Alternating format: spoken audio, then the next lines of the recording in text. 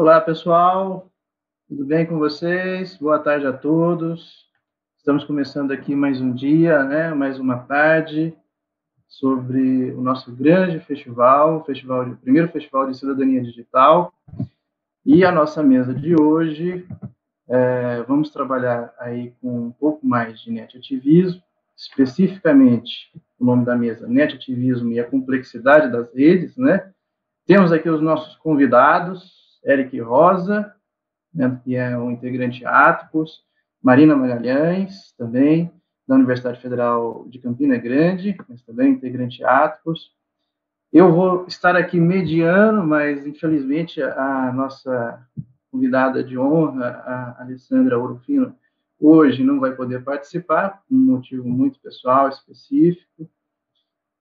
E como eu vinha trabalhando com ela em alguns projetos da Rede Nossas, fiquei aqui incumbido de mostrar um pouquinho desse trabalho de ativismo nas redes, né? Não só redes digitais, mas em ambientes não digitais. Então, acho que o papo aqui vai ser bem produtivo, e eu gostaria, então, de chamar aí o nosso amigo Eric Rosa e a nossa amiga Marina Magalhães para compor a nossa mesa de debate. Então, Eric Rosa e Marina, por favor. Primeiro Marina, depois Eric, se apresentem.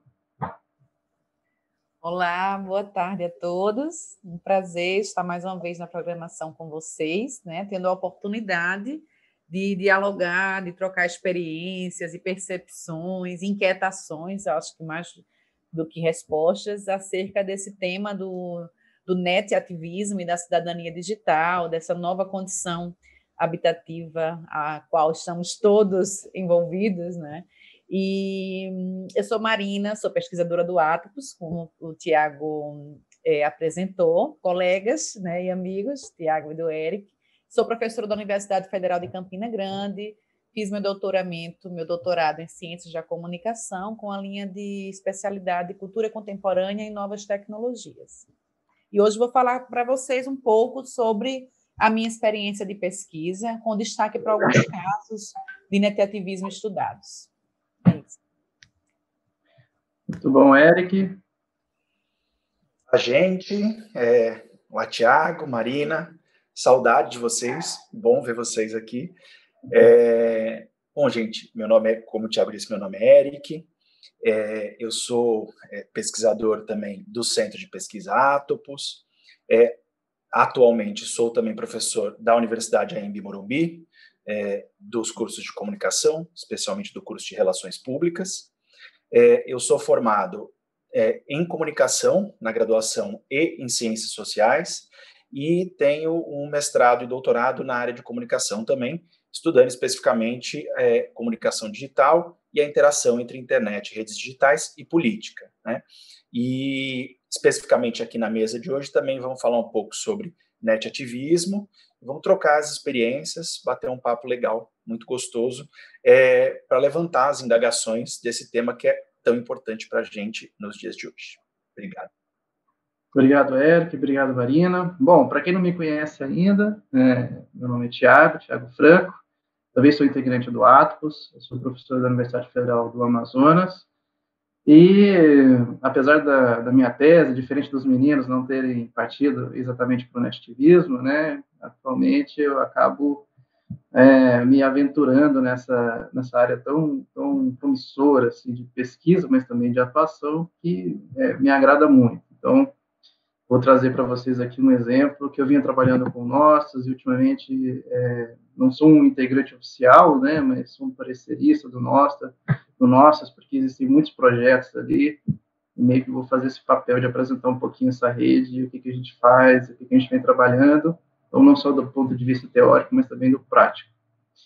Bom, queria cumprimentar a todos os colegas, né, que estão aqui no nosso chat, conectados aqui na nossa sala. É muito bom ter vocês aqui.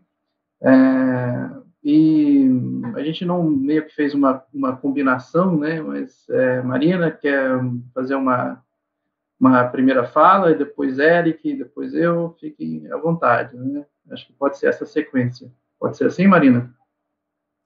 Pode. O Eric quer começar? Vocês preferirem, gente. Eu estou à disposição de vocês. Você prefere que eu comece, Marina? Tá bom. Bom, gente, eu vou tentar me manter no tempo, tá? Thiago, eu peço que você me ajude, porque se deixar a gente fala, né? Além do que deve. Eu vou compartilhar aqui, eu fiz uma pequena apresentação para guiar a fala com vocês, então eu vou dividir a tela aqui, e só me avisem, por favor, se vocês estiverem vendo. Sim, parece para vocês? Legal. Sim.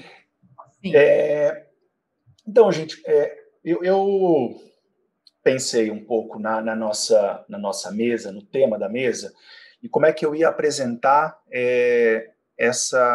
esse debate, ou como é que eu ia me colocar nesse debate hoje. Na verdade, o que eu quero apresentar aqui para vocês é o que eu tenho pesquisado desde que praticamente eu enveredei pela carreira acadêmica, né?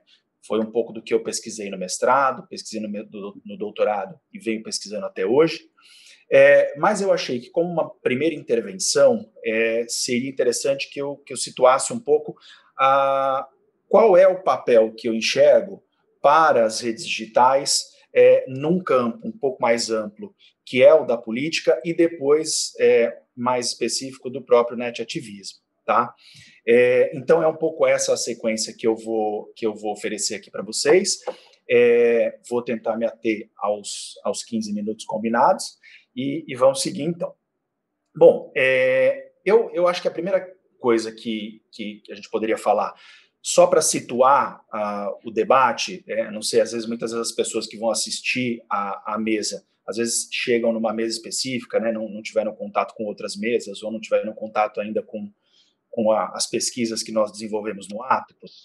E eu acho que a primeira coisa importante pensar um pouco, lembrar aos nossos interlocutores de onde nós falamos e de onde nós pensamos a internet, as redes digitais, né?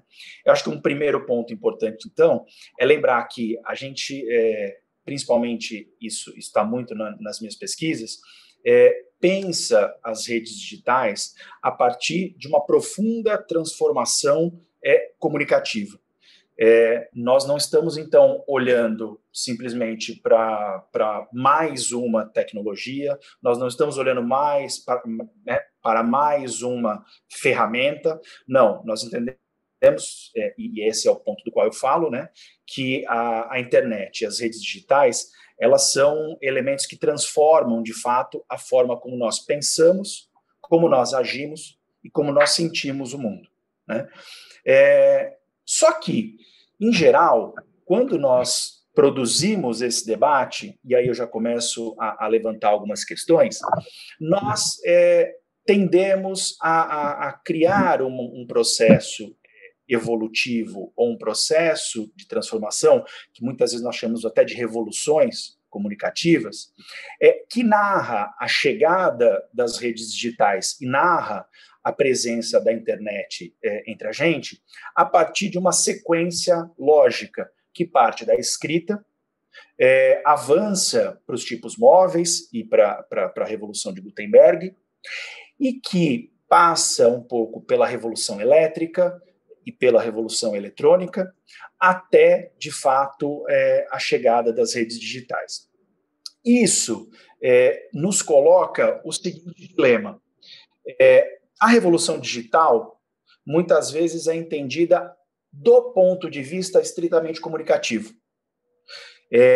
E uma das características que esse festival nos coloca, e que eu acho que é importantíssimo que a gente marque, pontue nesse momento, é que as redes digitais não são um fenômeno exclusivamente da comunicação. Elas são um fenômeno muito mais amplo, que interagem não só com a comunicação, mas com a forma como nós pensamos a política, com a forma como nós pensamos o meio ambiente, e isso está um pouco no DNA do Atomos. Eu acho que é sempre importante frisar esse elemento na nossa introdução, para deixar claro o lugar de onde eu apresento aqui para vocês, então, o nosso tema, né? E essa revolução digital, portanto, ela se insere num contexto que todos nós sabemos que é um contexto de desenvolvimento tecnológico que tem como perspectiva, que tem como origem a Guerra Fria, né? Nós sabemos que o desenvolvimento das redes digitais, ele se alicerça num projeto que, de um lado, é um projeto da indústria bélica norte-americana, mas que, ao mesmo tempo, sofre uma forte influência de pensadores e pesquisadores da contracultura, neste mesmo período, entre os anos 50 e os anos 70. Né? Então, eu acho que é sempre bom a gente pontuar essa dimensão das redes digitais para que a gente possa entender, de fato, o significado e o impacto que ela tem para a política e para o netativismo. E por que isso é relevante? Porque, como eu disse, nós precisamos pensar as redes digitais para além de fenômenos exclusivamente da tecnologia da comunicação. A gente não está aqui, portanto, discutindo exclusivamente a relação da internet, das redes digitais, com o rádio, com a televisão, com o jornal impresso. Não, o ponto de partida aqui é outro, né? E aí, portanto, se impõe a pergunta, né? Bom, se de fato as redes digitais, nesse momento, não podem ser pensadas só como uma tecnologia da comunicação, qual é o local que eu quero enquadrar a minha análise e minha fala aqui hoje? Não é só, então, a partir da perspectiva das tecnologias da comunicação, mas a partir da origem e dos fundamentos da própria organização do Estado moderno. Né? Quando, portanto, eu falo para vocês, quando, portanto, eu trago a discussão sobre as profundas transformações que as redes digitais apresentam na nossa sociedade, eu não estou falando somente das tecnologias de comunicação. Eu falo que as redes digitais impactam a própria forma como nós pensamos a organização da política moderna, desde hobbies até os dias de hoje. E aí você pode dizer, puxa, Eric, mas o que significa exatamente, né, dizer que as tecnologias digitais, a internet, as redes digitais, impactam na construção, na ideia que nós temos do Estado moderno? Então, eu acho que esse é um pouco o caminho que eu vou apresentar para vocês nos próximos slides. Okay? Para entender, então, o que eu quero dizer com a ideia de que a internet impacta ou transforma a própria noção que nós temos do Estado moderno, vale a pena a gente lembrar, eu trouxe esse slide aqui só para que a gente pense um pouco o que significa, né, esse Estado moderno. O Estado moderno não é só um ente administrativo, ele é um sistema complexo que controla territórios, que controla economia, que controla, em alguma medida, o uso e o monopólio legítimo da violência. O Estado moderno, portanto, é um ente que organiza a vida cotidiana dos indivíduos. Vamos ver aqui a minha telinha do Zoom, porque ela está na frente do meu slide. Além de ser dessa representação clássica do Estado moderno como esse grande aparato que controla economia, território e população, a gente sabe que o Estado, ele é também, em alguma medida, esse Estado moderno, a separação entre os poderes, né? Então, quando a gente pensa no Estado moderno, a gente pensa na separação entre os poderes. A gente sabe também que o Estado moderno, em alguma medida, ele é uma representação ou uma democracia centrada no voto. O Estado moderno, de fato, portanto, um sistema representativo. E para que isso tudo, para que essa arquitetura fique de pé, é necessário, de fato, um sistema de burocracia estatal e, ao mesmo tempo, uma série de órgãos reguladores dos processos internos e de gestão da nossa vida cotidiana.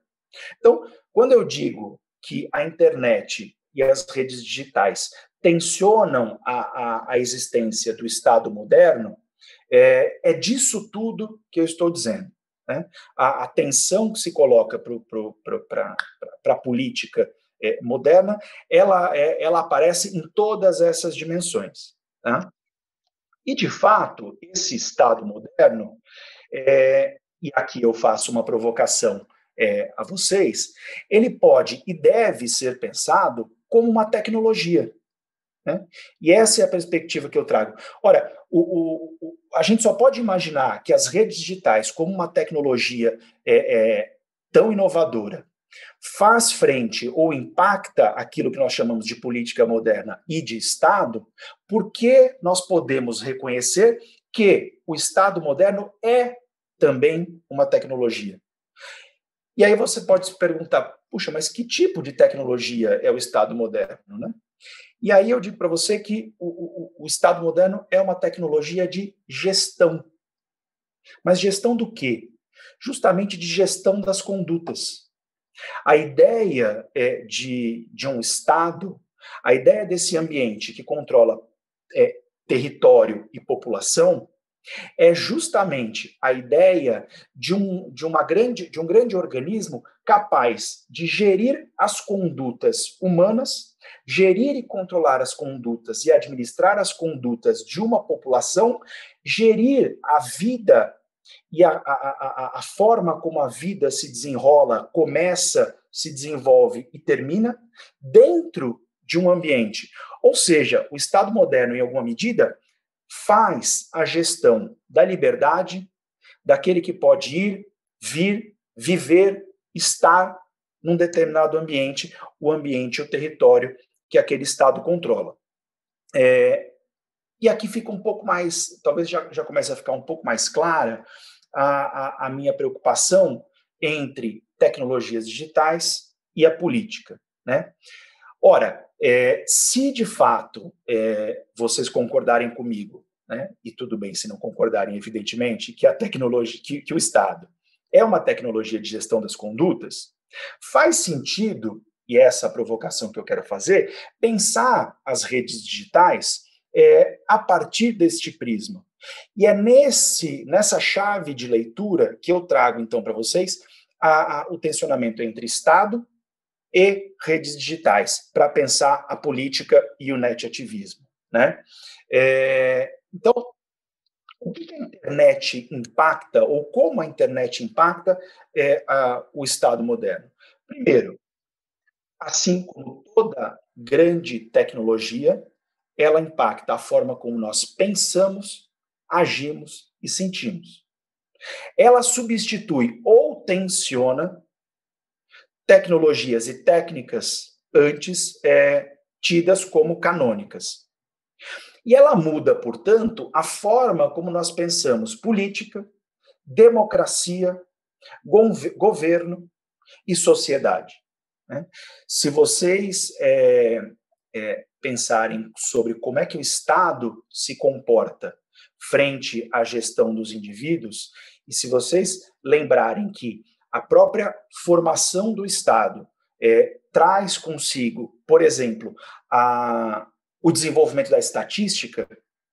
E o que é a estatística, senão a gestão dos fluxos populacionais, a gestão da população através dos seus comportamentos padronizados e normatizados, né? Então, é um pouco essa perspectiva que eu acho que a internet tensiona e que eu acho que é importante a gente discutir. E a ideia aqui, como a nossa fala inicial é um pouco breve, é que eu mostre para vocês alguns destes exemplos dos quais a gente pode ver essa tensão entre o Estado moderno e todo o corolário da política moderna e, de outro lado, as redes digitais. Tá? E talvez um dos exemplos mais fáceis de percebermos essa interação e essa tensão entre Estado e política moderna e redes digitais seja os exemplos na gestão e controle da economia, né? E aqui eu quero só apresentar um dos exemplos entre milhares, né, que é a própria tecnologia do Bitcoin. É claro que o Bitcoin, como uma moeda digital descentralizada, ele apresenta um conjunto de tecnologias embutidas que talvez não caibam aqui, né, uma explicação mais detalhada, mas, em linhas gerais, o sistema que organiza o Bitcoin é um sistema de circulação de moeda descentralizada, né, livre das barreiras estatais, sem o controle de um banco central ou sem o controle de uma autoridade monetária centralizada, e que, portanto, dificulta que governos nacionais consigam controlar fluxos de recursos, consigam fiscalizar transações globais, internacionais, consigam rastrear determinados tipos de delitos, consigam regulamentar contratos. Tudo isso se organiza através do controle da economia no Estado moderno, e a gente percebe que ele deixa de ter deixa de ter não, né? Mas que ele sofre um abalo e um certo tensionamento justamente com o surgimento dessas tecnologias digitais, na qual o Bitcoin é um dos exemplos que eu poderia trazer. Um outro exemplo muito comum quando nós tratamos da relação entre Estado e redes digitais são justamente os segredos de Estado, não é? eu posso dizer, posso garantir para vocês, e isso não sou eu só que garanto, que o Estado moderno, ele só sobrevive porque ele controla o fluxo de informações dentro da sua própria burocracia e da burocracia para fora. Né? Não existe Estado moderno sem a lógica do segredo, sem a lógica do controle e da gestão das informações. Ora, eu acho que um exemplo importantíssimo nesse sentido é, portanto, o Wikileaks. O Wikileaks como uma ferramenta que permite a divulgação de forma segura e anônima de documentos que sejam de interesse público e que estejam nas mãos da burocracia estatal ou de outras burocracias, por exemplo, grandes empresas, nos coloca mais um exemplo bastante forte de como as redes digitais dificultam o andamento e o encaminhamento normal das instituições de Estado. Né? Um outro exemplo que eu lembrei e achei importante trazer aqui para vocês é a própria ideia e a configuração da ética hacker. Né? A ideia de que, portanto, todas as informações e a informação em geral deve ser livre, contrasta fundamentalmente com a perspectiva do Estado e dos segredos de Estado. Né? A ideia de que as informações devem circular de maneira livre contradizem justamente a essência do Estado e das regulações dos segredos do Estado. Né?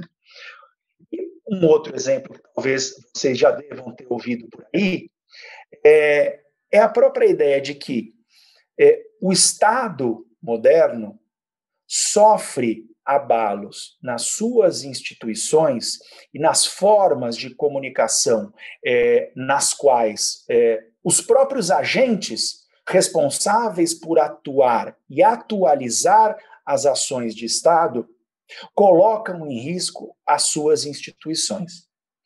Eu não sei se vocês conseguem ver daí, mas esse tweet, que é um tweet do ex-presidente Donald Trump, ele data de 2016. Né?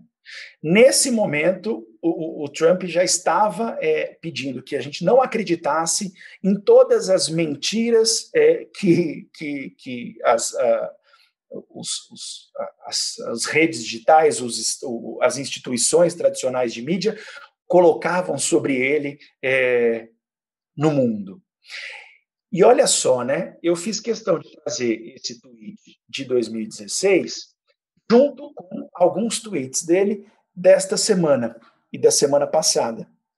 Percebam que no prazo de 4 anos, acho que ficou bem claro para a gente que um dos atores mais responsáveis, ou que deveriam ser um dos mais responsáveis por manter a estrutura de atuação do Estado moderno, da política moderna e da forma de atuação do Estado, coloca em xeque as instituições tradicionais e talvez de uma das democracias mais consolidadas do mundo, que é a democracia norte-americana, fazendo uso das próprias redes digitais.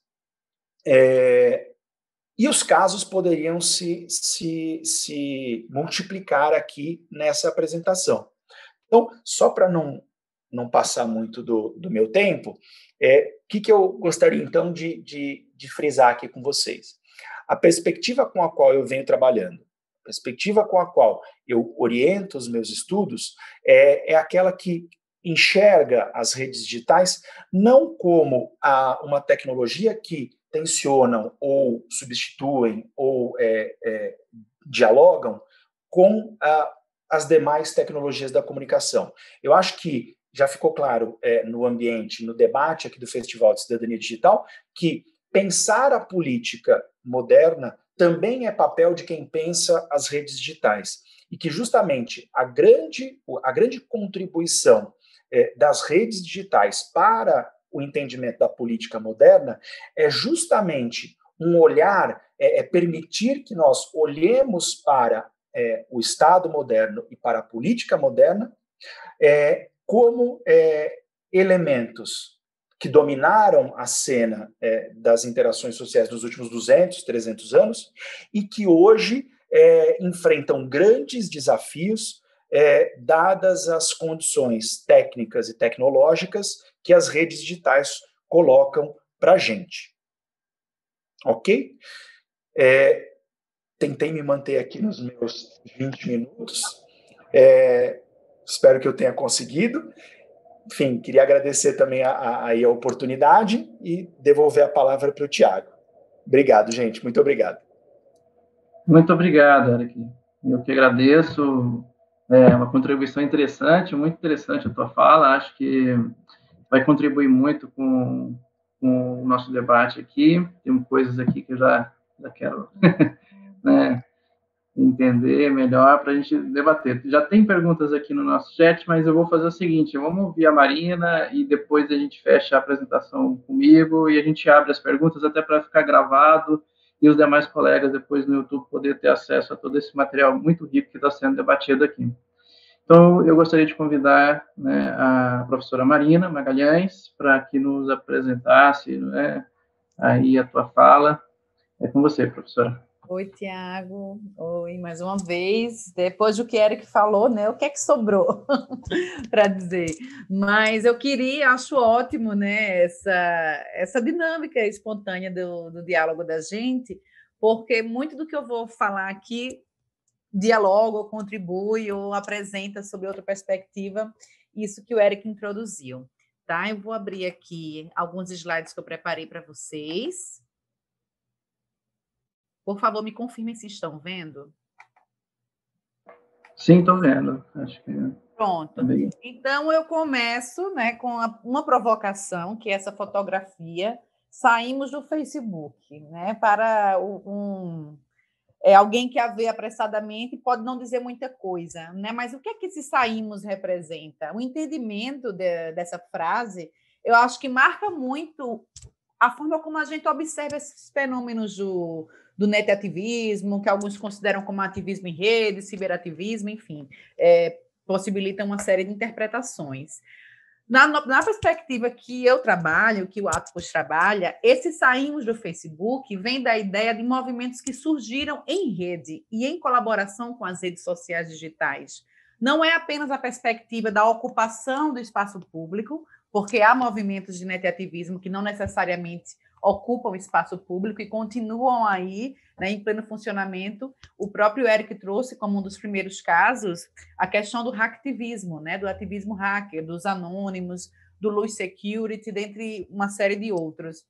Então, esse saímos do Facebook pode ser interpretado como esse surgimento, não é, dos movimentos netativistas que surgem na rede, o que se diferencia do movimento de ativismo tradicional, não é, que dialoga com as redes sociais digitais para defender suas bandeiras. Então, eu acho que essa explicação ou esse posicionamento é fundamental para a gente entender o fenômeno. Então, vamos lá. Entendemos o netativismo como movimentos horizontais, ou seja, que surgem espontaneamente, que não têm líderes ou presidentes, no máximo porta-vozes, diferente dos movimentos verticais, de certa forma com lugares fixos, com líderes, presidentes, secretários, etc. A exemplo dos movimentos sindicais, de alguns movimentos também ambientalistas, trabalhistas, etc. Entendemos o netativismo, essa diferenciação do ativismo tradicional, também na perspectiva das bandeiras de luta. Nós tivemos aqui em junho de 2013 o movimento intitulado como Jornadas de Junho, que começaram a partir de uma movimentação, uma mobilização estudantil, contra o aumento na tarifa de transporte público, pelo passe livre, etc. E acabou que incorporou uma série de outras demandas, e proporcionou aí uma fragmentação de bandeiras, uma multiplicação de bandeiras. Então, é uma democracia real, liberdade de expressão contra os banqueiros, internet livre. Existe uma série aí de reivindicações que tomam espaço através dos diálogos e das articulações em rede e na rua. diferente de bandeiras de lutas de movimentos tradicionais, né, que têm as suas pautas muito bem definidas. Um outro aspecto que eu gostaria de marcar para vocês, antes de falar sobre alguns casos, né, nessa perspectiva, é que os movimentos tradicionais, os movimentos de ativismo consolidados, né, estruturados, de certa forma, eles tentam o diálogo com os canais de políticos tradicionais. Eles tentam fazer com que as suas pautas sejam assimiladas, estejam nos próximos programas de campanhas eleitorais. A gente está na véspera aí das eleições, que é muito diferente de um movimento de netativismo. O que é que o movimento de netativismo quer? Qual é a sua bandeira? Né? Qual é a sua reivindicação única? O que é que precisa ser incorporado ou dialogado com os poderes públicos? Ou seja, um tenta negociar, enquanto o outro tenta questionar o sistema. Então, é importante a gente fazer algumas diferenciações. Não são movimentos fechados, são movimentos, por vezes, contraditórios, complexos, não se apresentam de uma mesma forma, nem de forma continuada. Então, quis trazer primeiro essa provocação aqui para vocês, certo? Então, quando a gente fala saímos do Facebook, não é a ideia de só é um movimento de ativismo em rede porque saiu do Facebook e ocupou a rua, né? Então, o tema da mesa é netativismo e a complexidade das redes, então esse debate precisa ser mais profundo. Então, essa pesquisa que eu trago para vocês hoje, uma parte dela é uma pesquisa internacional na mesa de netativismo passada, netativismo, ações colaborativas e novas formas de participação em redes digitais, que eu participei há uma semana, juntamente com o Matheus Soares e o Ian Dolcey, né? Abordamos a temática, eu, pelo menos na minha fala, abordei a partir de uma perspectiva teórica, né? Então, trouxe para vocês um pouco dessa discussão sobre a crise da política, que o Eric também trouxe, né? A reinvenção da política, né? Em tempos de redes digitais, trouxe a perspectiva da qualidade da ação em rede e do netativismo propriamente dito. E hoje eu queria trazer para vocês uma abordagem a partir das contribuições dos próprios movimentos, né, nesse pensamento, nessa visão do que é o netativismo e como ele dialoga em relação com a relação das novas tecnologias. Máximo de Felice trouxe no livro Netativismo, da ação social ao ato conectivo, uma divisão dos movimentos de ativismo em rede em 3 fases. Obviamente, as fases elas foram não determinadas, mas agrupadas de acordo com algumas similaridades e contextos históricos de evolução dos movimentos em rede. O que eu trago aqui para vocês é para que se observe também, né, juntamente com a análise dos movimentos, a própria evolução das tecnologias digitais, dos modelos de rede que antes eram centralizadas, depois passaram a ser descentralizadas, depois passaram a ser distribuídas, e isso influencia muito na forma como os movimentos se constituem, né, até chegar aos movimentos de forma horizontal que nós temos hoje. O Máximo falou em seu livro sobre uma primeira fase preparatória, seria aquela ligada ao advento da internet em sua primeira forma, uma troca de informações e de práticas de participação na web, marcadas, sobretudo, pela troca de conteúdos e de textos. Ou seja, muito diferente dos movimentos que a gente tem acesso, observa ou participa hoje, né, que permite, inclusive, uma participação na própria arquitetura digital dessas redes. Um segundo momento seria uma fase de experimentação, né? Espacialidade informático-planetária, uma nova forma de ativismo digital que começava a experimentar um tipo de conflito e de participação descentralizada e pluriforme. Né? Vou citar mais uns exemplos aqui para vocês daqui a pouco, mas a qual ele associa ao movimento neozapatista como o seu expoente.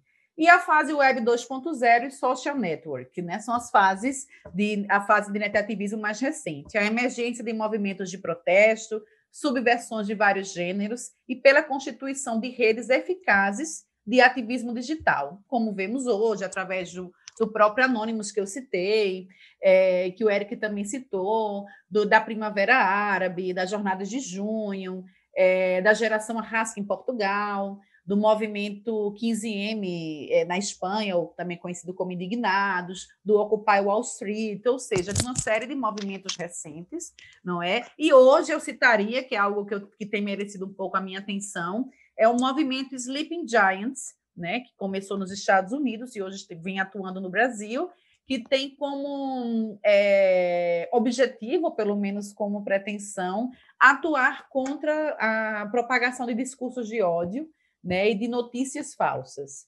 E eles atuam através das redes sociais, né, expondo empresas que financiam sites de notícias falsas, né, que exibem lá as suas propagandas, espontaneamente ou não, e que propagam discursos de ódio, ou seja, eles escolhem um alvo, né, dentre esses meios de comunicação que propagam esse tipo de conteúdo e expõem todos aqueles anunciantes que proporcionam, fazem com que esse meio de comunicação sobreviva, né, até que esses anúncios eles sejam retirados, que as empresas fiquem mal vistas, ou seja, isso demonstra aí uma junção de jornalismo com publicidade, com ativismo, com tecnologias digitais, com Twitter, com Facebook, uma série de atores aí envolvidos num movimento de ativismo em rede, certo? Então, na fase preparatória, destacamos aqui o movimento Luder-Glisset e o movimento Hacking Day, que eu vou falar mais um pouco para vocês. Uma fase de experimentação, o movimento neozapatista, e a fase web 2.0 e social networks, né, os movimentos citados. Na primeira fase, e por que é importante a gente olhar para trás, não é? Não, para contextualizar essas transformações de movimentos em rede, porque muitos dos traços anárquicos, locais, de contestação do Estado, de contestação das forças políticas, de crítica política pelos meios tradicionais, né, pelos canais institucionais de participação, de crítica ao bipartidarismo e etc., muito vem desses primeiros movimentos, não é? Que se articulavam em rede, questionavam a identidade, propunham identidade coletiva. Então, na minha pesquisa de doutorado, também pegando a trilha de muito do que o Máximo vinha pesquisando, né, para a elaboração do livro do Netativismo, a sua pesquisa sobre o movimento zapatista, dentre outros pesquisadores do Atlas que colaboraram com esse debate, eu senti necessidade de passear por outros movimentos, entender como eles se articulavam em colaboração com as tecnologias digitais, não é? Porque essa evolução, esse nosso contato, essa organização enquanto sociedade, ela não se faz afastada, apartada da técnica. Então, foi muito importante observar essa articulação.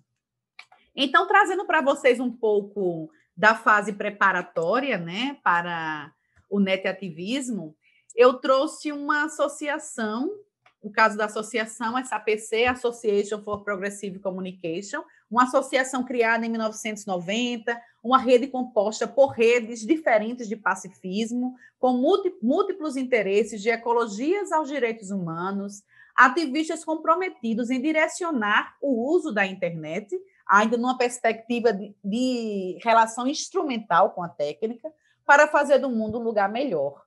Ou seja, ainda a tecnologia existente nos anos 90 não proporcionava um modelo de participação como nós temos hoje, mas possibilitava já algumas formas de interação. O segundo ponto que eu trago para vocês é o Tactical Media, que é um movimento interessantíssimo, né, de crítica midiática dentro da própria mídia. Um movimento internacional que surgiu no começo dos anos 90, nos festivais europeus de arte e ativismo, consistia na apropriação subversiva dos média para criticar alvos em posição de poder. Ou seja, o lema era: não odeie a mídia, torne-se a mídia, infiltre-se na mídia para passar a sua mensagem.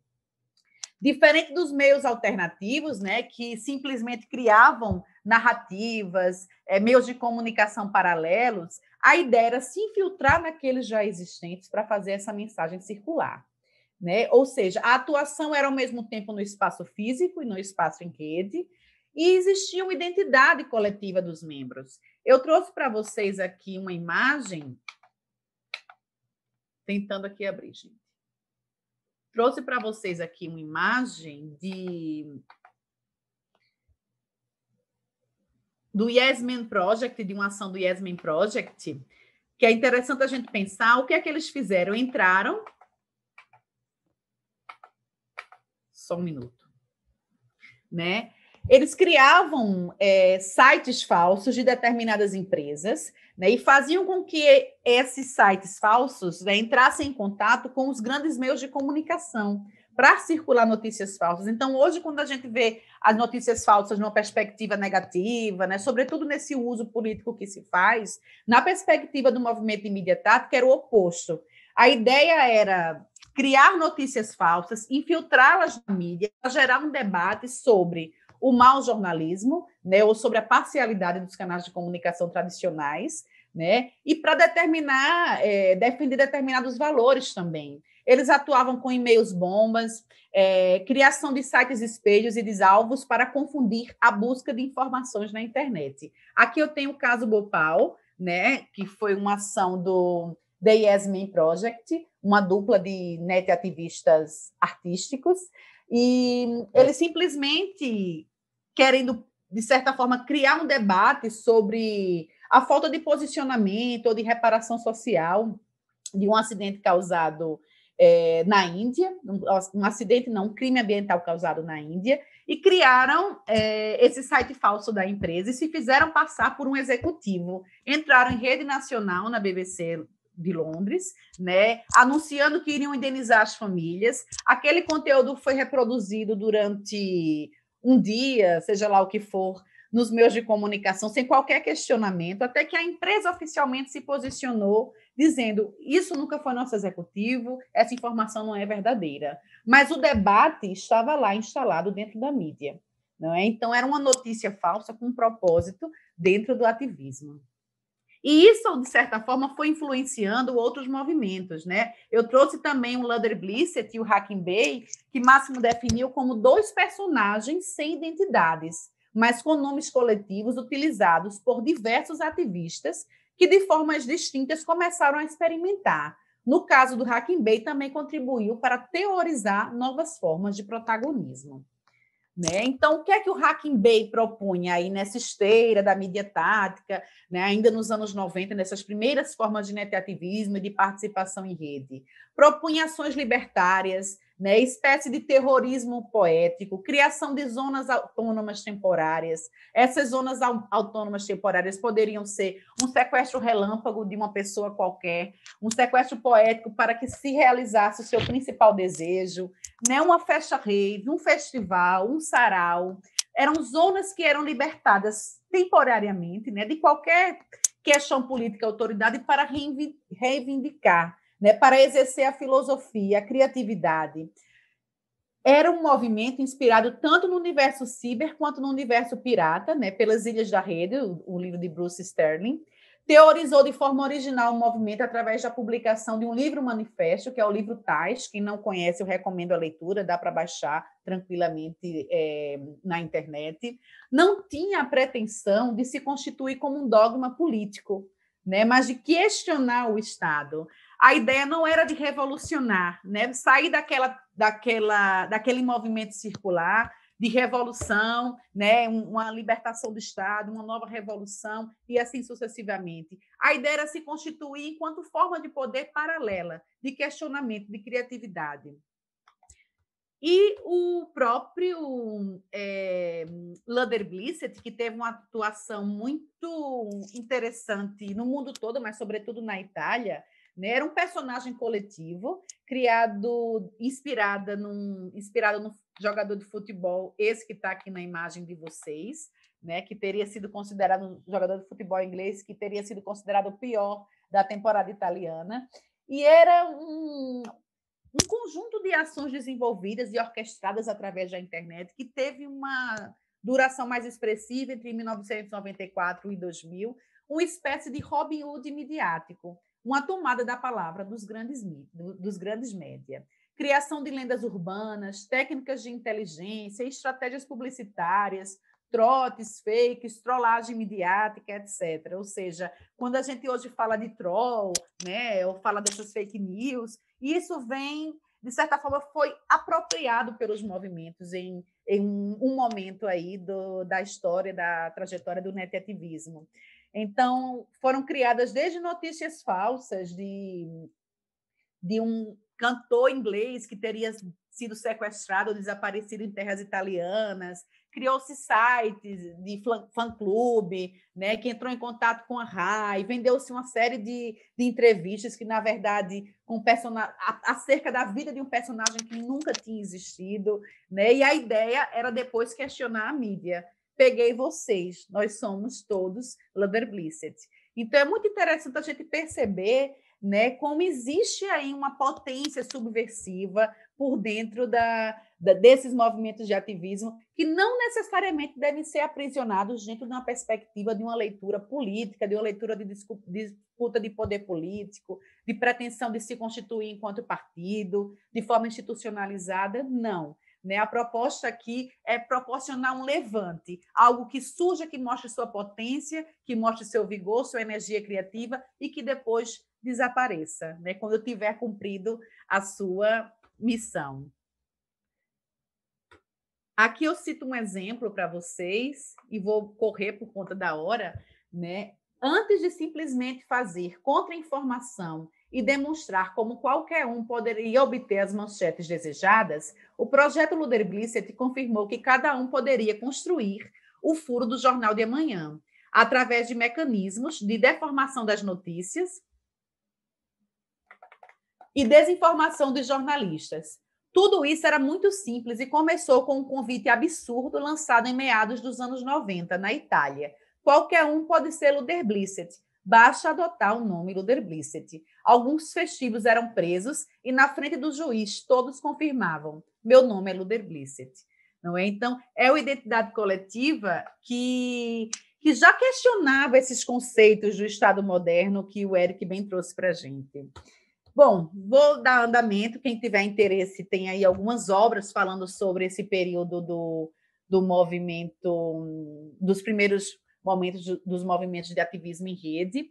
E trago também para vocês o movimento neozapatista, que o professor Máximo já trabalha há algum tempo, como o professor Cristóvão Munhoz, tem um livro, inclusive, sobre isso, né? Cartas do subcomandante Marcos, que foi considerado um marco por ser uma expansão planetária de uma causa local, ou seja, uma mobilização articulada por índios mexicanos, né, contra a entrada do México no NAFTA, no Acordo do Livre Comércio com os Estados Unidos, etc., virou uma causa global, né? Algo que aglutinou aqueles que, de certa forma, se sentiam excluídos, né? Questionava esse neoliberalismo que ganhava forma nos anos 90, e que avança até hoje, né? E qual era a ação, né? A principal estratégia? Divulgavam comunicados através das redes, formando laços com outros movimentos pelo globo. Criação também de uma nova linguagem, uma linguagem latino-americana, uma linguagem que não se encaixava mais em esquerda e direita, que não se traduzia mais na linguagem europeia, na visão europeia de mundo e da política. Né? Não disputava o poder, mas a participação nas decisões do país. Lançou um novo protagonismo sociopolítico através de um movimento de descentralização das redes que supera a visão da internet apenas como um meio de comunicação. Né? Então, este movimento, desculpem que eu não passei aqui o slide, esse movimento neozapatista seria considerado uma fase de experimentação de um novo tipo de conflitualidade em colaboração com as tecnologias digitais. Né? E aí chegamos no que conhecemos como os movimentos netativistas da Web 2.0, dos social networks, né? Redes cada vez mais horizontalizadas, cada vez mais conectadas. Né? Através delas podemos, inclusive, participar na arquitetura da informação, podemos, inclusive, estar nas ruas, mas dialogando no espaço digital, se é que existe uma separação, se faz sentido ainda a gente falar sobre esse tipo de separação. Movimentos que surgiram de alcance global se influenciaram mutuamente. Né? Eu tenho aqui os anônimos, que ajudaram a Primavera Árabe, os manifestantes dos países do norte da África e do Oriente Médio, né? Na luta para derrubar ditadores há décadas no poder, ensinando, por exemplo, coisas de como eu posso ligar a internet quando a internet era derrubada, né? Temos o movimento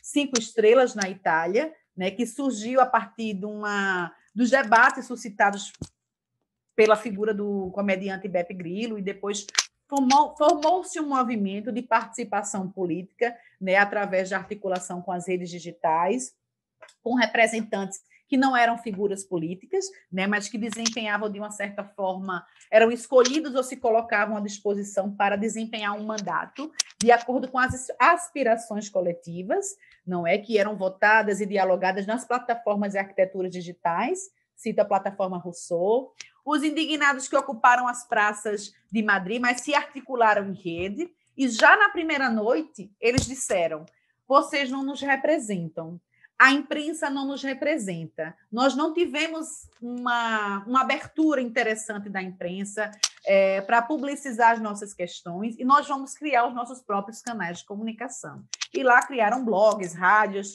transmissão televisiva em tempo real, etc. O próprio Occupy Wall Street, não é? Que se articulou também nos Estados Unidos e foi se propagando para uma série de outros países onde americanos residiam, e etc., e as nossas jornadas de junho. E o que é que a gente pode entender, né, dessas fases, dessas evoluções dos movimentos? Eu já trouxe algumas considerações na primeira fala, a Eric colocou algumas questões, tenho certeza que Tiago colocará outras muito pertinentes, mas, para já, eu destaco alguns pontos, né? Que o netativismo ele não focaliza uma disputa de poder, pelo menos o que foi visto ao longo dos movimentos estudados, em relação às instituições vigentes, nem tenta ocupar de forma definitiva cargos e prédios públicos. Não é? O próprio movimento zapatista dizia: nós não queremos ocupar os prédios públicos, nós queremos ocupar o coração de cada mexicano. Nós queremos que as pessoas se envolvam nessa causa. E isso a gente escuta hoje de diversos outros movimentos. O netativismo está mais próximo de um desafio a todo o sistema político, por mostrar os seus sinais de colapso. Visa transformar o Estado, não tomar o Estado. Não deve ser visto como uma revolução por uma substituição de outra lógica, mas por um levante, por algo efêmero. Busca superar a pauta de reivindicações para experimentar uma vivência interativa, local, ao mesmo tempo global e local, de uma essência conectiva que interliga humanos, não humanos, territórios a toda a biosfera, e uma lógica horizontal em que elementos de naturezas diversas, né, como o próprio professor Máximo de Felice traz no livro dele, tecnoatores, dispositivos de conectividade, big data, redes sociais digitais, algoritmos e etc., que atuam em medidas diferentes no curso dessa ação, certo? E aí eu trago para vocês que estamos agora, né, eu pelo menos estou me dedicando a uma nova pesquisa, né, sobre a cidadania digital e as formas conectivas do habitar, e perceber mesmo como esses movimentos resultaram em formas, de certa forma, organizadas de participação, mesmo que seja de uma forma de temporal, um recorte temporal desse processo. Não faz mais sentido pensar o nosso mundo através da oposição entre inteligência humana, inteligência artificial, ou inteligência do mundo, inteligência de dados, ou formas superiores e inferiores de existência, né? Isso é um trabalho que eu desenvolvi com o professor Máximo para um livro em Portugal, em que a gente percebe as articulações das tecnologias digitais também na construção de redes e de formas de imunização social. A expansão das formas de conexão vai além de uma mera amplificação dessa esfera pública, como o próprio Eric colocou, vai além dessa perspectiva de comunicação, para ser pensado como um novo tipo de comunidade. Então, essa é a provocação que eu deixo aqui para vocês, né, sobre essa complexidade do debate sobre o netativismo, né, porque enquanto nós nos mantermos naquela visão de que são movimentos ativistas que usam as redes para empurrar ou levantar as suas bandeiras, o debate, a discussão, o pensamento sobre a nossa relação com a tecnologia, ele vai encontrar certas limitações, né? Então, precisamos treinar esse olhar, investigar os movimentos, acompanhar a continuidade, a reinvenção desses movimentos, os movimentos que surgem com novas propostas, dentro de novas arquiteturas participativas, e esse é o convite que eu deixo aqui para vocês hoje. Obrigada.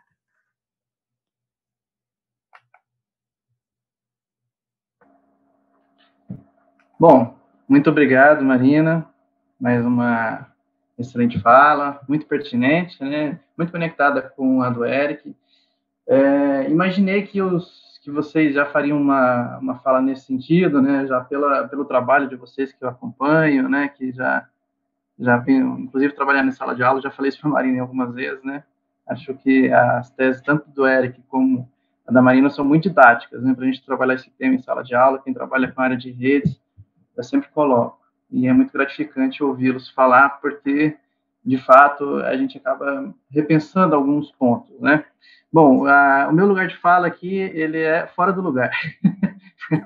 Primeiro porque eu não pretendo aqui falar, né, a partir do Nossas, né, de forma alguma eu vou falar, né, em nome do Nossas, mas como um colaborador que atuou muito próximo de um projeto específico, né, que eu particularmente considero net ativista, e a partir dessa experiência. Então, como vocês já falaram bastante sobre o net-ativismo, essa perspectiva teórica, eu vou partir de um outro ponto que eu imaginei que poderia explorar um pouco mais para trazer esse debate aqui para os demais colegas que também estão presentes. Então, na minha perspectiva, eu vou começar aqui com uma imagem.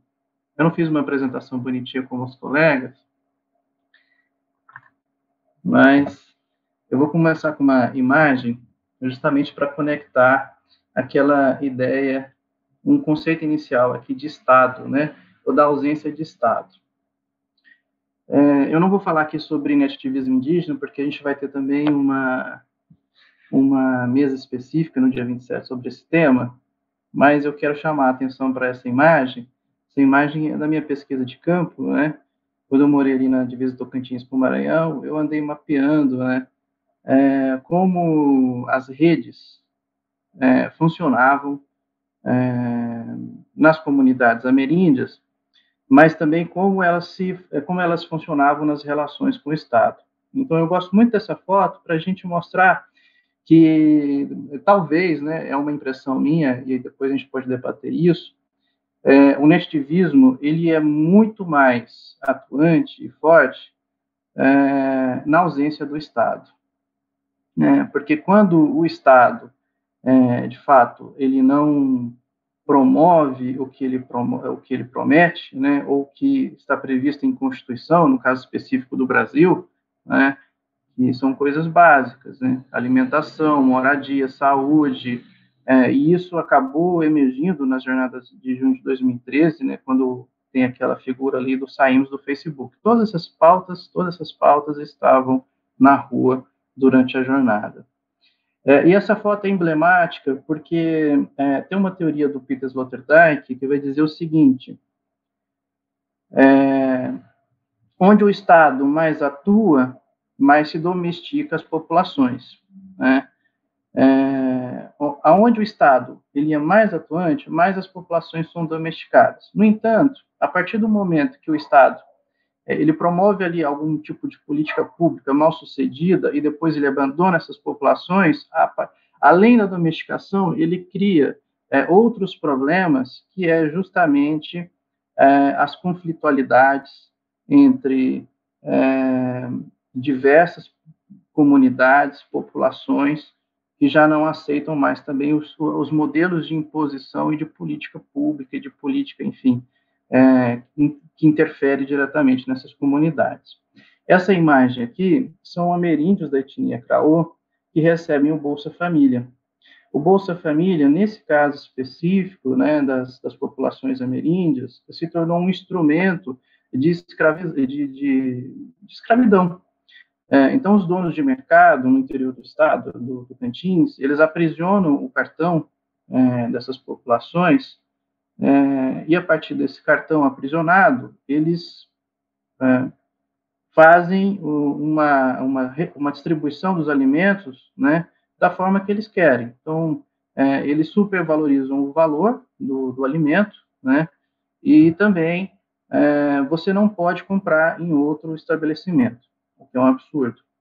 A Polícia Federal já fez fiscalização e tal. Eu apaguei aqui os nomes e tudo mais, até para não ter um problema de identificação, mas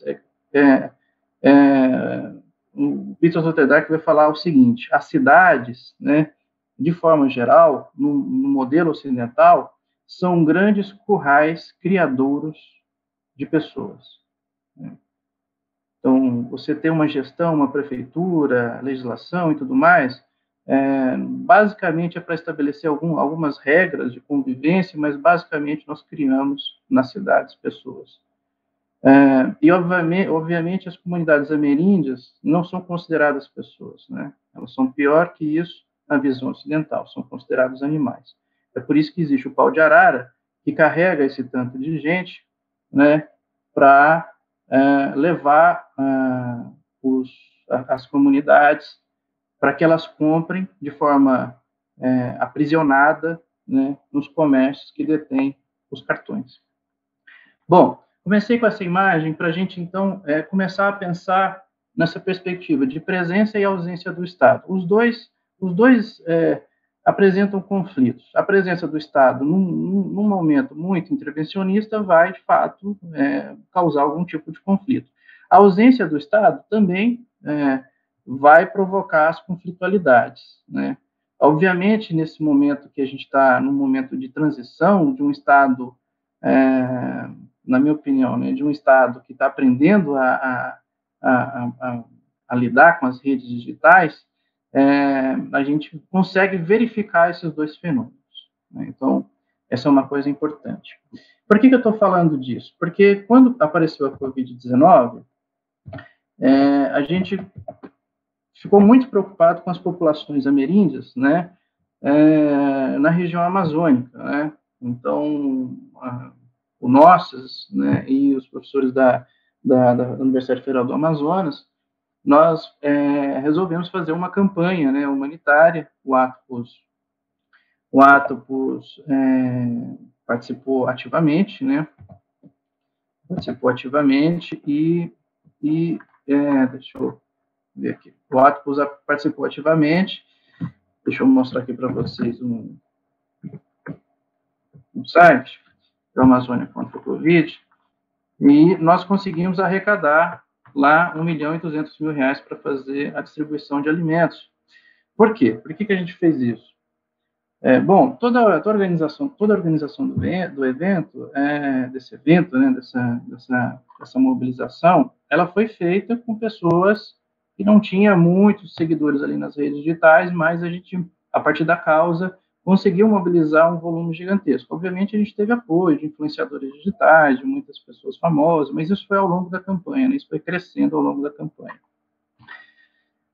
E por que a gente fez isso? Por que a gente resolveu distribuir alimentos para essas populações? Bom, primeiro, que várias dessas comunidades, né, elas não têm exatamente acesso à internet. Né? Então, muitas vezes elas têm que deslocar, no caso do Amazonas, tem que se deslocar no Rio, né, para percorrer, né, vários quilômetros, né, dentro do rio, para ter acesso a algum tipo de alimentação. Então, quando se trata de benefício, por exemplo, né, de benefício assistencialista, né, o governo cria esse modelo, essas populações não conseguiam fazer o acesso ali pelo aplicativo, né? Então, teve que haver ali uma mobilização externa, né, de outras associações como Nossas, para que pudesse viabilizar os alimentos, já que o rio Amazonas ficou interditado por vários meses e até os alimentos eram fiscalizados, não podia transitar.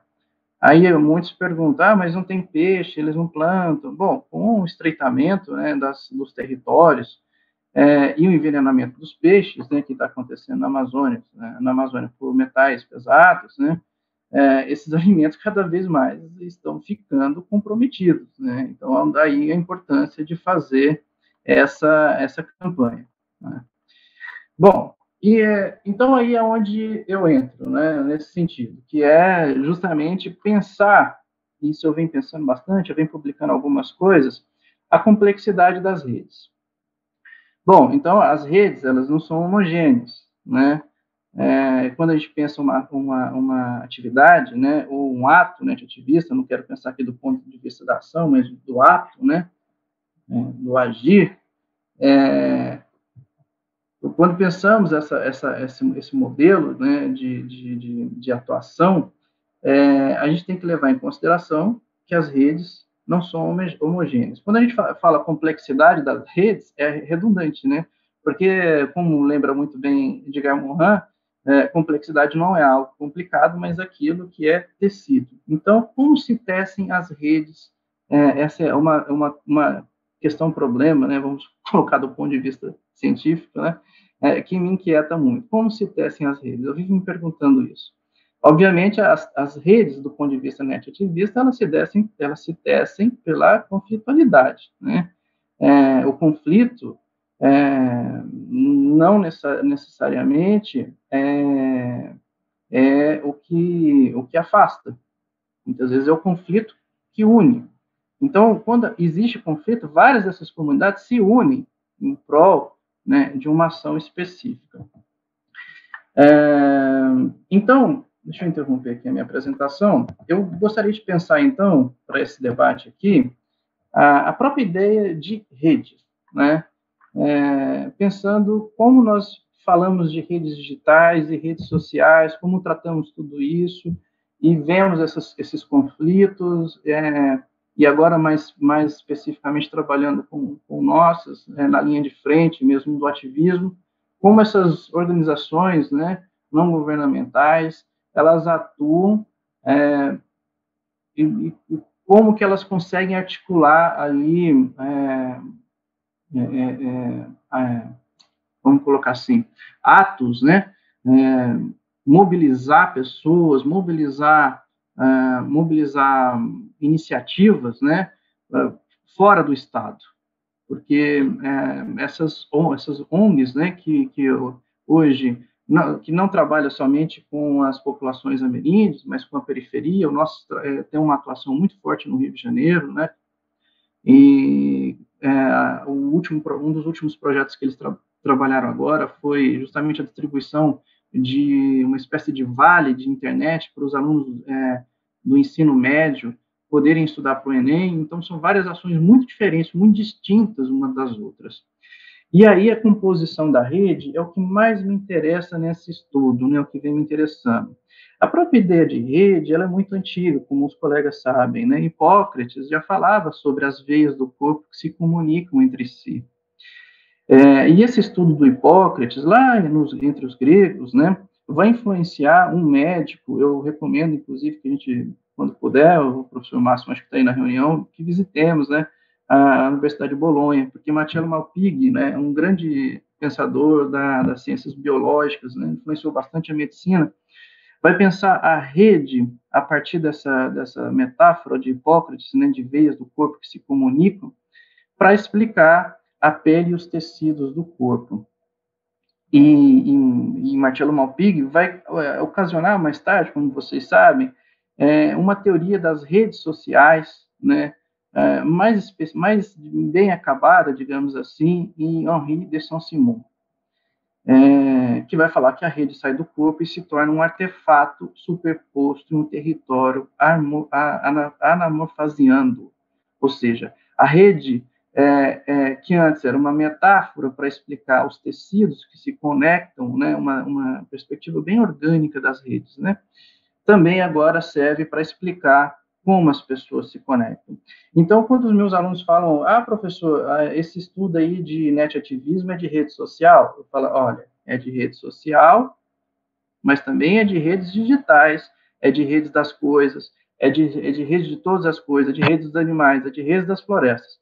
Porque a ideia de rede social, ela é totalmente ultrapassada, como vocês sabem, né? A rede social já é debatido lá em Diderot, quando ele falava sobre o modelo de teia que liga o centro e a periferia.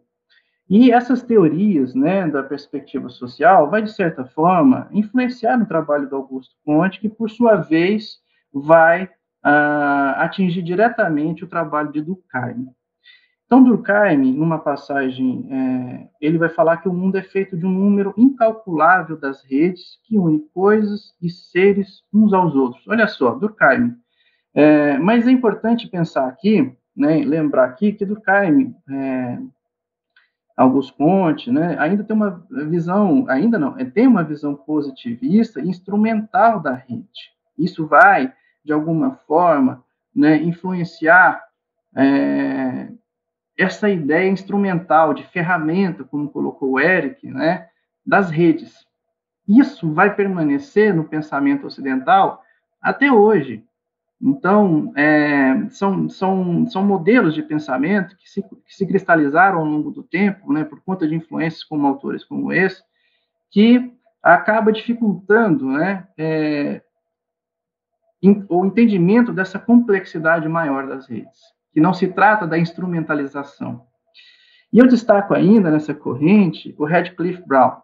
Radcliffe Brown, a partir da leitura de Durkheim, quem fala isso não sou eu, mas um autor, infelizmente, não traduzido no Brasil, chamado John Scott, vai dizer o seguinte, eu traduzi aqui, o Radcliffe Brown, através da leitura do Durkheim, foi a principal influência na tradição de pesquisa das redes sociais, porque Radcliffe Brown vai pensar as redes a partir das populações tradicionais na Oceania, né? Principalmente trabalhando com populações na Austrália, ali na região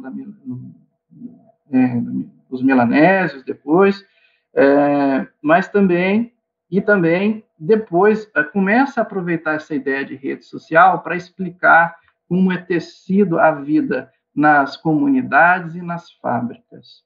Então, veja bem, existe aqui toda uma corrente humanista que justifica a perspectiva das redes sociais, que vai culminar nos estudos de Harvard, que vai ter um centro de pesquisa, né, muito influenciado pelo Radcliffe Brown, baseados também nas teorias de Gestalt e também no que vai depois dar origem à sociometria e essas redes instrumentais que hoje muito são faladas por autores que trabalham com análise de redes sociais. E esse tipo de perspectiva cria um problema, né, que Simmel já antecipava, que é uma coisa da sensibilidade. O Eric, acho que a Marina, se não me engano, acabou tocando nesse assunto que é muito interessante. As redes não podem ser pensadas só do ponto de vista instrumental, mas também da sensibilidade. E isso é muito importante para a gente pensar aqui a nossa condição de net-ativismo, né? Pessoal, vocês estão me ouvindo? Estamos ouvindo, mas não estamos lhe vendo, Tiago. Não tá. A sua fala. Tá. Acho que tinha dado um probleminha aqui que eu voltei. Bom, isso vai me chamar muita atenção, né? Porque quando a gente fala de redes sociais, vocês estão conseguindo ver aqui a minha apresentação? Não, né? Eu tinha tirado, agora eu vou colocar aqui de novo. Estão conseguindo ver o mapinha? Sim. Beleza. Esse é um mapa que eu fiz, tá? Desculpe, está em francês, porque eu andei publicando esse material. Eu acabei fazendo um mapa, né, dos pontos de conexão dessas populações ameríndias no Brasil, né, para a gente falar um pouco de complexidade das redes. As redes, então, elas possibilitam a emergência, né, a possibilidade, né, elas têm esse poder, né, ela apresenta a possibilidade da emergência de múltiplas cosmologias. Então, não dá para pensar, do ponto de vista da rede social, como algo homogêneo. A rede social, na verdade, do ponto de vista da teoria, ela já existe há séculos, né? O que a gente vive hoje, inclusive no net-ativismo, que é o que a gente vem debatendo, é uma complexidade maior, né? Que escapa do social, que escapa da associação entre humanos, que escapa apenas da instrumentalização ou do simples relato tecnológico, né? Hoje, inclusive, o professor Máximo vai falar sobre isso. Bom, então, populações diversas se conectam. E muitas vezes elas não pensam da mesma forma. Obviamente, o discurso de ódio, a intolerância racial, a intolerância de pensamento, ela surge justamente no momento que você vê um outro muito diferente conectado e que agora tem poder de fala e que me incomoda. Então, isso é um problema gravíssimo, né? É alguém que pensa de forma muito diferente da minha e que agora, e muitas vezes fala em outras línguas, mesmo vivendo no Brasil, né? E que agora eu tenho que conviver com essas pessoas. Então, o net-ativismo, ele não é uma ação apenas contra a presença, interferência do Estado ou a ausência do Estado, mas ele coloca uma complexidade de conflitualidades cosmológicas.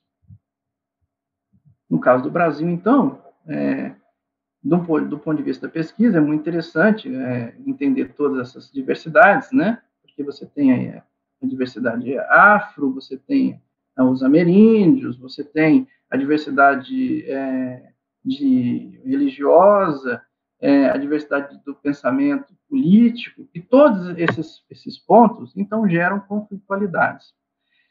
E as ações net-ativistas, né, como bem colocaram os colegas, elas não são eternas, elas são momentâneas. Eu já estou encerrando a minha fala, falta aqui 5 minutinhos. Elas são momentâneas, né? Então, a gente tem que observar que existem outros tipos de conflitualidades, né, que estão acontecendo, né, no Brasil e no mundo, né, que é muito além dessa multidão de pessoas que vai para a rua, que eu, particularmente, entendo como net-ativismo, né? Então, o net-ativismo, do ponto de vista da cidadania digital, e nós devemos lembrar que paisagens pós-urbanas, net-ativismo e, agora, mais recentemente, o livro de cidadania digital, é uma trilogia, existe uma conectividade entre essas 3 obras do professor Máximo de Felice, porque justamente elas conseguem dar conta de uma complexidade que nós estamos vivendo, que é essa, que não é só dos grandes movimentos, mas também da conflitualidade da comunidade, que muitas vezes não consegue se organizar, e por isso ela pensa uma ação, aliás, desculpa, um ato net-ativista para tentar resolver um problema da comunidade. Então, quando você vê uma associação como essa do Nossas, que você vê as pessoas que estão sem aula, sem Enem, e elas se mobilizando para juntar dinheiro, para pagar a internet, né, no celular desses meninos, para que eles tenham acesso e consigam estudar para as provas do Enem, é um conflito. Obviamente, nem todo conflito significa uma separação. É um conflito porque existe aqui uma ausência do Estado que não dá conta de uma política pública imediata, né? Mas, ao mesmo tempo, nessa complexidade, esse conflito une. Nos CRAO, onde eu vivi, existe uma, eu não vou chamar de filosofia, mas uma sabedoria muito interessante. Os CRAO, para sobreviver, eles precisam transgredir o pensamento local da aldeia. Para vocês terem uma ideia, existem 29 aldeias atualmente, mais ou menos 29 aldeias no território. Cada aldeia é uma transgressão. A aldeia significa o rompimento de não aceitar a liderança, tomar a palavra como a última. E chega num ponto que essa aldeia se rompe e forma uma nova aldeia. O que a gente vive, na verdade, é justamente isso. Esse momento de insatisfação leva essas pessoas a se mobilizarem, a se organizarem coletivamente e elas mesmas produzirem algum tipo, quando eu falo de política pública, acho que o termo não é correto, né? Mas algum tipo de ato conectivo, né, que eu acho que é a melhor expressão, para resolver os problemas locais, né? Então, ninguém fica para trás, por exemplo, foi uma outra vitória que o Nossas conseguiu, o 4G para estudar, né? O Amazônia contra a Covid, são todos cases, vamos colocar assim, né, de sucesso dessa instituição que trabalhe diretamente com comunidades.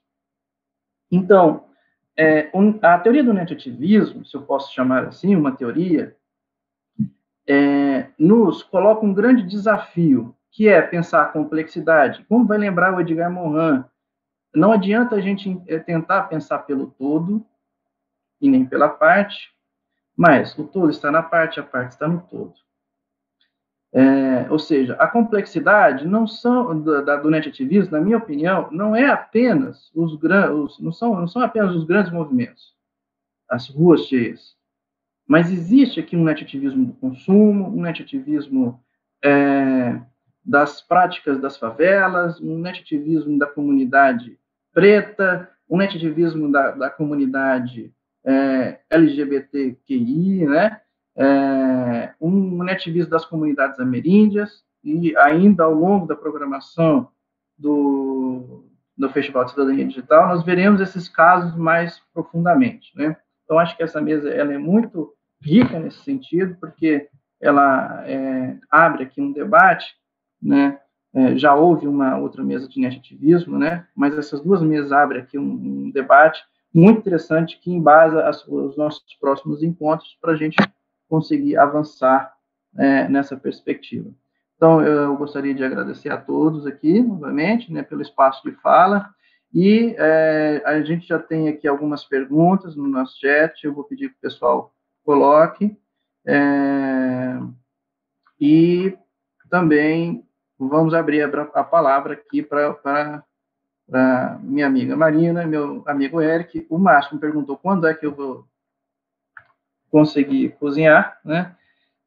Eu, coincidentemente, né, falei para ele agora pela manhã que eu estava com muita saudade desses encontros, né, presenciais. Nossa, acho que é algo que a gente vai ter que fazer o mais rápido possível, né? Assim que der.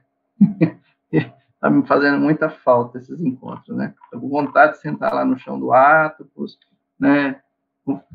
Debater política e, enfim, todas as coisas do Atopus, né? Bom, vamos lá. Acho que tem uma pergunta aqui para o Eric aqui. Vamos começar primeiro com a do Bruno, né? Eric, você poderia já se posicionar? O Bruno pergunta o seguinte: Eric, aproveitando essa introdução sobre o Estado, você concorda que atualmente estamos passando por uma nova guerra fria entre as big techs americanas e chinesas, né? Nesse sentido, qual seria o papel que o Estado assumiria, uma vez que ele não está exatamente no centro dessa nova geopolítica global? Onde ele se situa? Então, com a palavra, o nosso colega Eric. Gente, que legal ouvir Marina e Tiago também, estava com saudade. Imagina, meu cara, eu tô há 3 anos, né, afastado com as loucuras todas da vida universitária, estava morrendo de saudade aqui, deu até gatilho, eu falei, gente do céu, eu preciso voltar, né, porque isso aqui é maravilhoso. Adorei ouvir vocês, é sempre muito gratificante. Bruno fez uma pergunta fácil, assim, então Bruno, eu vou responder naquilo que eu consegui, tá? Porque eu sei, enfim, é um tema complicadíssimo, mas eu vou tentar, na verdade, colocar uma leitura a partir daquela premissa que eu coloquei no começo sobre a relação de Estado e tecnologia. Eu acho que na própria resposta na própria pergunta, você já estava colocando um pouco da resposta, que é essa ideia de centralidade do Estado na geopolítica global. Eu fico muito preocupado quando a gente associa o netativismo e as redes digitais com algumas das ações de Estado. Em que sentido? Não é porque nós estamos lidando necessariamente com uma tecnologia digital que a todo momento as expressões das suas práticas, de fato, são movimentos netativistas, de fato colocam problemas para o Estado. Então, em alguma medida, eu acho que imaginar as Big Techs em associação com os estados, mesmo que seja uma associação conflituosa, em nada nos faz lembrar das novas formas de conflitualidade, nem das relações net-ativistas. Nesse sentido, eu imagino que essas Big Techs, elas atuam de uma maneira muito parecida ou tentam emular aquilo que o Estado moderno tenta regular. Então, nas formas de vigilância, nas formas de controle da população, nas gestões das condutas, eu acho que, em grande medida, existe uma emulação nesse processo. Então, eu acho que eu limitaria a resposta nessa lógica de emulação entre esses atores, o Estado moderno e as Big Techs, nesse ponto específico, né, nessas conflitualidades, nessa geopolítica global. O que não impede de ver determinados avanços nas próprias tecnologias que essas Big Techs oferecem, né? Então, isso são questões distintas que a gente tem que abordar. Mas eu acho que, em termos do debate sobre geopolítica global, existe mais uma ideia de emulação do que, de fato, de concorrência entre Estado e Big Techs. Não sei se respondeu. Eu acabei de ver que o chat estava rolando aqui, estou vendo aqui, estava vendo as perguntas, estou adorando também. Tem uma outra pergunta aqui também, do Matheus, onde ela está. Como o Estado moderno recebe participações net-ativistas, para além de um inicial combate, né, às iniciativas? Há espaço de incorporação de algumas lógicas desses movimentos, e o resultado disso ainda é o Estado moderno? Essa eu vou passar para Marina. Não sei exatamente se o Matheus gostaria de ouvir, mas... Marina? Oi, Tiago. Consegue me ouvir? Estou ouvindo. Pronto. Eu vou começar por outra aqui que tem a ver com isso que o Matheus está colocando, né? Que acho que foi o Bruno que fez, que ele disse: queria deixar uma pergunta para a Marina e também para os demais, de que forma vocês veem os partidos digitais dentro da perspectiva net-ativista, no sentido que em alguns, como o Partido Pirata alemão, o Movimento 5 Estrelas, parecem emergir de movimentos com as características das experiências net-ativistas, exatamente, mas passam por um processo de institucionalização, uma vez em contato com as estruturas tradicionais da política. Eles são experiências net-ativistas ou possuem uma especificidade própria? Também é algo difícil de definir, dizer ou não é, porque os movimentos net-ativistas são movimentos, o Tiago trouxe bem, né?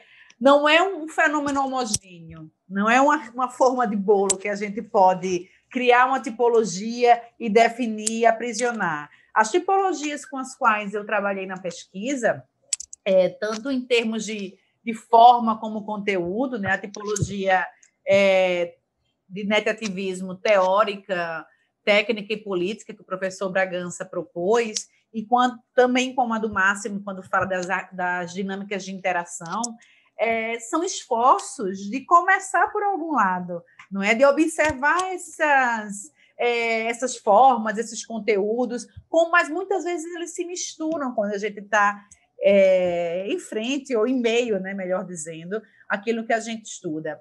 No caso do net-ativismo, eu percebi, observando os movimentos, algumas dessas contradições que eu assinalo. A primeira, a questão de não ter líderes, realmente os movimentos se colocam como sem partidos, como sem líderes, mas existem alguns porta-vozes que, de certa forma, assumem um protagonismo ali qualquer, seja na relação com a mídia ou nos canais dos próprios movimentos, né? Existe um esforço coletivo para que isso não aconteça, né? No sentido de muita deliberação, né? De muito diálogo dentro do movimento, mas, ao mesmo tempo, muitas vezes alguém involuntariamente assume ali o protagonismo. Isso foi um das contradições que eu encontrei. E a outra foi justamente essa que o Bruno levanta, na questão da institucionalização.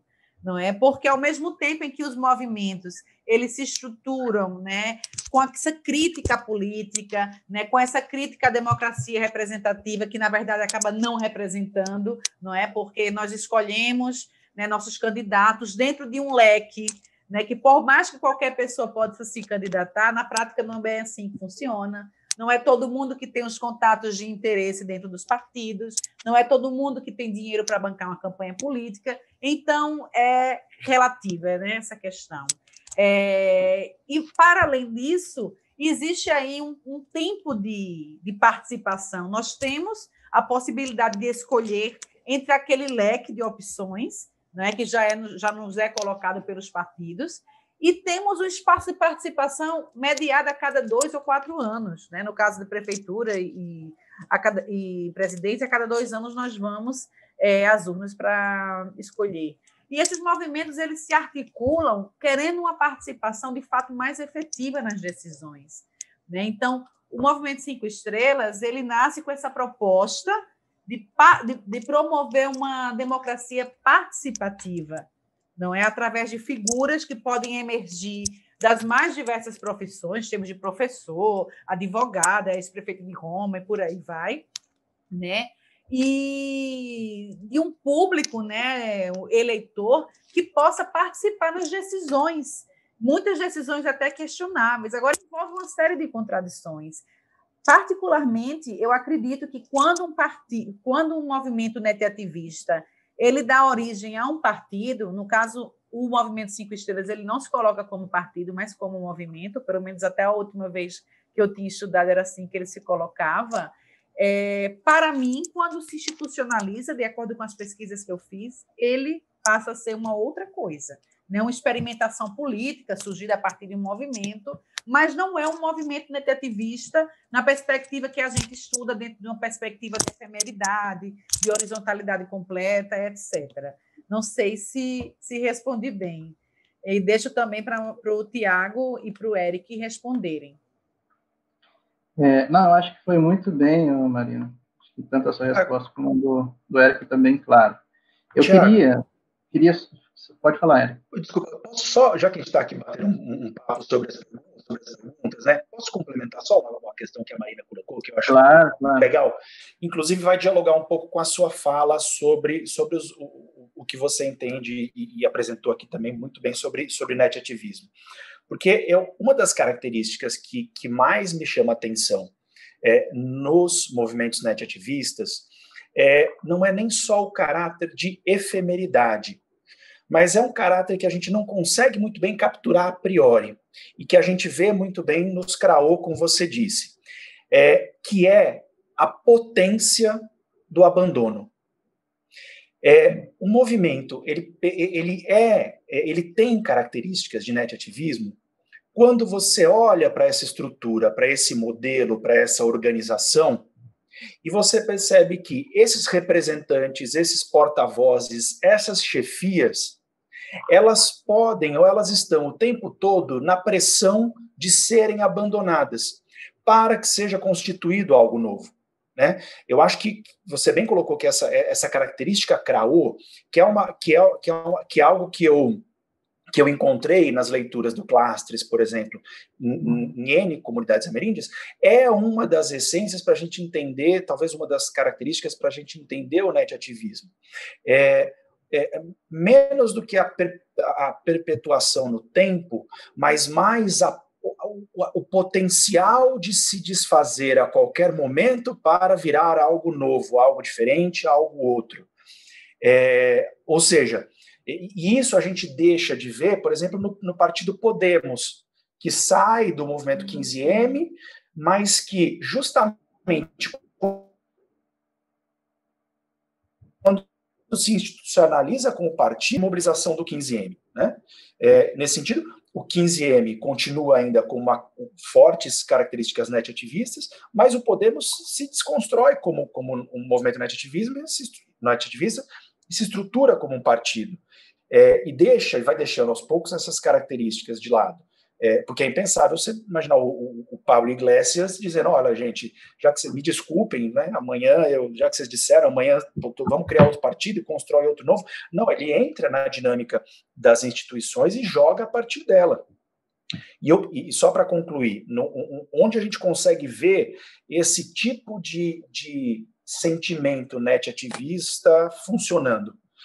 Eu acho que ele é muito presente na ideia, ou nesse senso comum do que pode ser a cultura do cancelamento.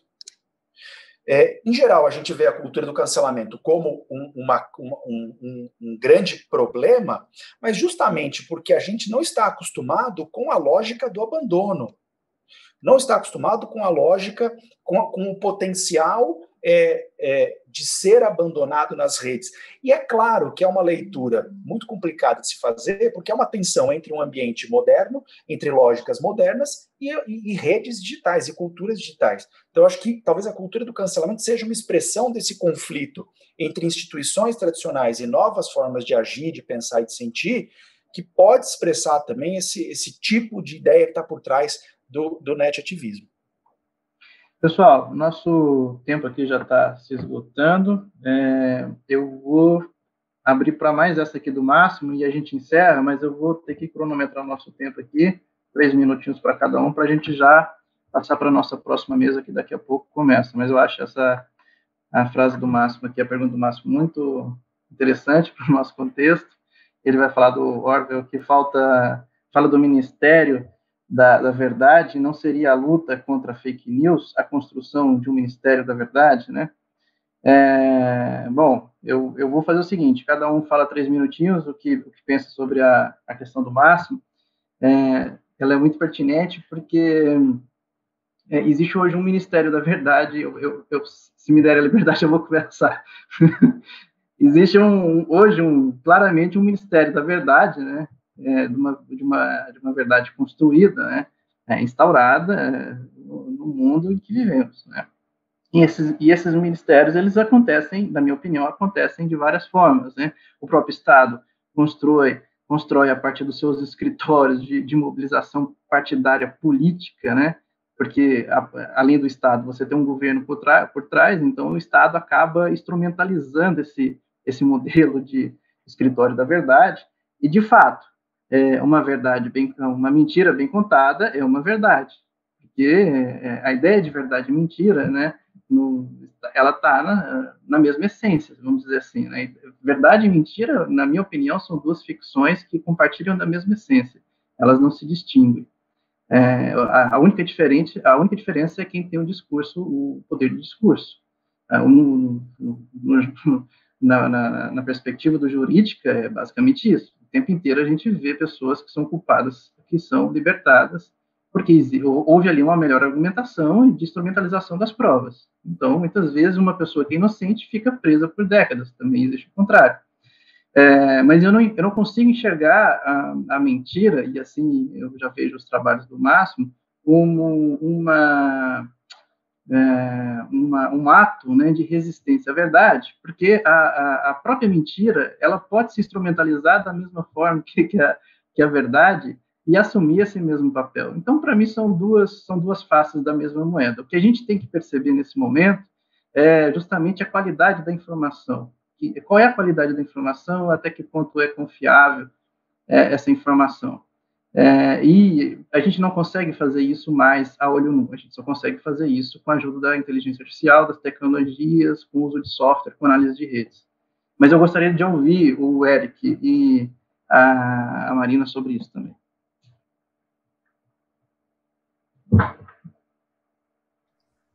O Máximo provocando aí, trouxe McLuhan, toda notícia falsa, e eu concordo, né? Toda narrativa está envolta em uma série de fatores que agem, né, na sua fabricação. Na imprensa, nós temos, obviamente, os interesses das grandes corporações midiáticas, interesses de linha editorial, política, etc. E na internet nós temos a falta, muitas vezes, de qualquer senso, né, de apuração, de qualquer código, deontologia do jornalismo, né, que antes era o legitimador da verdade. Eu acho que, obviamente, que essas redes, né, sociais digitais, elas nos proporcionam, inauguram aí, como o próprio Máximo e a Tereza, né, que vem trabalhando, a professora Tereza Neves vem trabalhando esse tema, proporcionam uma nova relação, né, com a ideia de verdade ou com essa crise da verdade. E, ao mesmo tempo, né, quando eu citei aqui, eu acho que o Máximo puxou esse assunto, porque eu citei as estratégias adotadas pelos movimentos, era um pouco de questionar isso, não é? Então, ou seja, a mídia mente, não é? A mídia está veiculando aí narrativas que foram fabricadas por fora. Não acredite na mídia, mas também nós não odiamos a mídia completamente, nós queremos nos infiltrar na mídia, né, para fazer veicular outras narrativas. Era o espírito do Robin Hood da informação, uma tomada coletiva da palavra pelos netativistas, né, que antes era restrita aos detentores das mídias e dos meios de comunicação em geral. Eric? Bom, eu vou falar aqui do lugar que eu estudo, que é a relação entre internet e política, né? Eu não sou um especialista em fake news, porém, então, é desse lugar que eu digo que eu vou dizer aqui. Na minha opinião, a ideia de fake news, ela é um sintoma e não uma causa. Ela é uma consequência e não uma causa. Consequência do quê? Consequência, e ela é reveladora, ela nos alerta justamente para a dissolução dos acordos da constituição do que vem a ser a política com P maiúsculo da sociedade moderna. Quando os indivíduos deixam de acreditar na democracia liberal ocidental como uma forma de gestão dos conflitos, na qual os interlocutores estão o tempo todo partilhando de um mesmo terreno comum, as fake news podem surgir como um alerta, um sinal de alerta de que os pactos que organizaram a nossa convivência na modernidade estão sendo quebrados. Eu acho que, nesse sentido, não é como o Máximo diz, um ministério da verdade, mas é o ministério que tenta evitar o fim do apoio, né, o fim do mundo como nós conhecemos. Porque eu acho que a ideia das fake news, a ideia de pensar que existem fake news, é porque até pouco tempo atrás, nós vivíamos num consenso que não é mais possível, pela forma como as informações circulam, pela forma como as redes digitais se articulam e pela potencialidade, pela capacidade que nós temos de não obedecer e não nos satisfazermos com a vida, no fim das contas, neste tipo de sociedade que nós temos. Quando a gente deixa de acreditar que um acordo social mínimo é possível da forma como ele se apresenta entre os indivíduos que vivem em uma determinada comunidade, a gente vê as expressões de fake news. Fake news, nesse sentido, não é uma novidade, mas ela é uma expressão dos momentos de crise das formas tradicionais, das formas com as quais nós vivemos a vida de sociedade. Aparecem as fake news sempre em que a sociedade está nos momentos de grandes transições, sejam elas econômicas, tecnológicas, ambientais, enfim. Então, acho que nesse sentido, fake news e a ideia de fake news, elas são um indicador de que estamos sim vivendo esse momento de desconexão nesse arranjo social mais amplo que é o Estado moderno e toda a sua organização que vem a reboque. Muito bem, pessoal. Muito bem mesmo, muito bom ouvir meus queridos amigos aqui de Átomos. Muito bom ver o pessoal interagindo aqui no chat. Muito legal mesmo. Bom, queria agradecer a todos e a todas que estão aqui presentes e já convidar, né, para a nossa mesa que já está aí na sequência com o professor Máximo de Felice, que vai trazer um grande debate sobre a técnica, um debate importantíssimo. Então, vou convidá-los já para participar para a nossa próxima programação, passar para a nossa próxima programação. E muito obrigado, Eric, muito obrigado, Marina, foi um prazer estar aqui com todos vocês. É um prazer, Tiago, obrigada também, Eric, e um abraço para todo mundo aí do chat. Gente, prazer enorme, estou muito feliz de poder trocar com vocês de novo, espero que a gente se encontre muitas vezes nessa pandemia e depois. Grande beijo.